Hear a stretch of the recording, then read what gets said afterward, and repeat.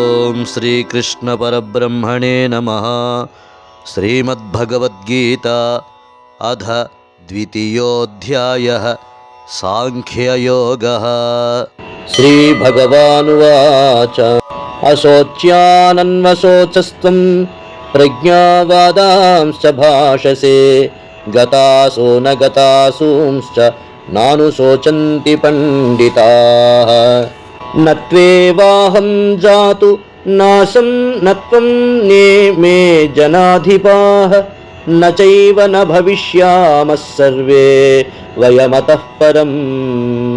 ఓ అర్జున, నీవు దుఃఖింపదగని వారి గురించి దుఃఖించుచున్నావు, దుఃఖమునకు కారణములను కూడా తెలుపుచున్నావు. పండిత వాక్యములు ఎన్నియో పలుకుచున్నావు. పండితులైన వారు జీవించిన వారి గూర్చియు గాని మృతి నొందిన వారి గూర్చి గాని దుఃఖింపరు సుమా. నేను ఒకప్పుడు లేకపోవటలేదు, అట్లే నీవు కూడా ఎల్లప్పుడూ ఉన్నవాడివే.